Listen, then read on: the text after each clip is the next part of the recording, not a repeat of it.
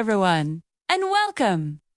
Today, we have a wonderful story for you called Pip's Pastel Egg Trail. It's a tale about friendship, discovery, and the joys of a beautiful spring day. Are you ready? Let's begin. The sun shone brightly over the Clover Patch, warming the dewy green leaves and colorful wildflowers. It was a perfect Easter morning, and Pip the Chick was buzzing with excitement, her tiny yellow feathers fluffed up in the gentle breeze. Today was the day for a grand adventure.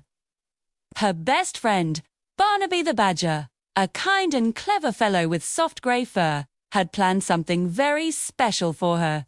He had left a trail of pastel-colored eggs, and Pip was determined to find every single one. Pip held her most prized possession tightly in her wing.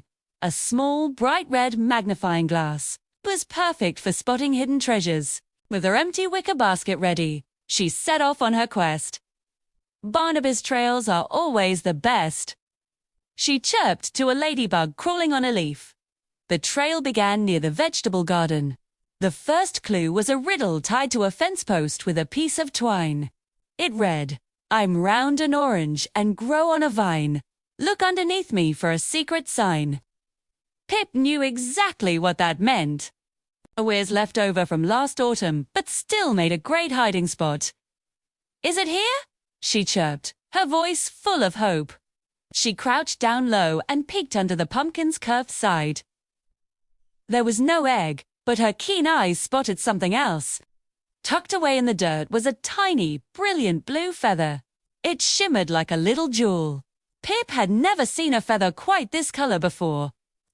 "Ooh, how pretty," she said, gently picking it up and placing it beside her red magnifying glass. Even though it wasn't an egg, it was still a wonderful find.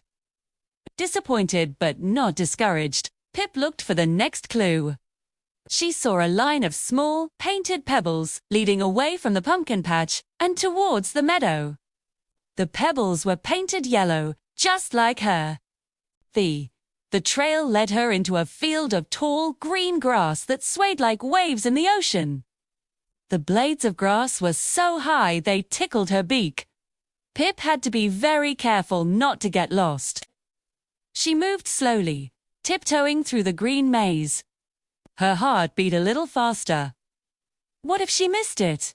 A flash of color caught her eye. It was smooth and shiny, sparkling in a sunbeam that broke through the grass. "Wow," she whispered, her voice filled with awe. It was the most beautiful purple she had ever seen, the color of twilight just after the sun goes down. She carefully picked up the egg, feeling its cool, smooth surface, and placed it gently into her basket. The first egg. Her adventure was officially a success. Now, let's practice what we've learned so far. I have a few questions for you. What color is Pip's magnifying glass? That's right, it is red. And what does Pip find under the big pumpkin? Yes, she finds a blue feather. Great job. The pebble trail ended, but now there was a new guide. A series of colorful ribbons tied to flower stems. A red ribbon on a daisy, a blue one on a buttercup, and a green one on a clover. The trail was getting more and more beautiful. Pip followed the ribbons, her basket bumping gently against her side. This tree was the oldest and wisest in all of the Clover Patch. Its thick trunk was covered in moss, and its branches reached high into the sky like protective arms. Pip circled the trunk, her eyes scanning every nook and cranny. She looked behind a patch of mushrooms and under a pile of fallen leaves. No egg. Then, her gaze fell upon a small piece of paper tacked to the bark. It was another note from Barnaby.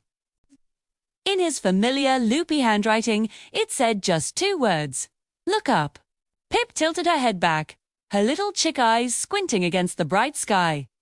She looked up, up, up, past the lower branches, past the tangled twigs, all the way to a sturdy limb high above. And there it was. Hanging from the branch by a golden string was the biggest egg she had ever seen in her entire life. It wasn't just one color.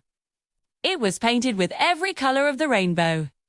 Swirls of red, orange, yellow, green, blue, and purple danced all over its surface. It was a masterpiece. Pip gasped in amazement. How did Barnaby get it all the way up there? Just as she was wondering, she heard a soft rustling sound. A familiar, friendly face peeked out from behind the tree. "Shul," he rumbled softly, his voice deep and kind. He pointed a claw up at the egg. "Oto, I thought you'd like that one." Barnaby helped Pip get the magnificent rainbow egg down from the branch. It was much lighter than it looked. Pip held it carefully in her wings. It felt warm from the sun. "What's inside?" she asked, her curiosity getting the better of her. Barnaby just winked. Ned's. There was a small, rolled-up piece of parchment tied with a blade of grass. Pip carefully unrolled it. It was a little map. The map showed a path leading to a part of the Clover Patch she had never seen before. At the end of the path was a drawing of a beautiful garden bursting with colorful spring flowers. "It's a map to a secret garden," Pip exclaimed, her eyes wide with delight.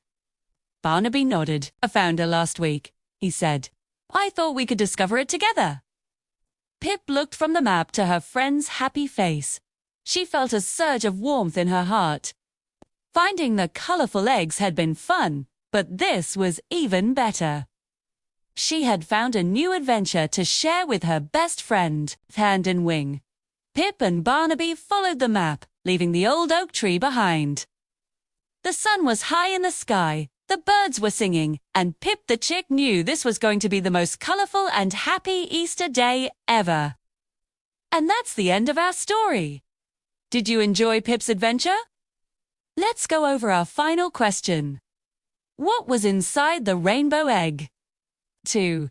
Have all been fantastic today. Thank you so much for joining us for Pip's Pastel Egg Trail.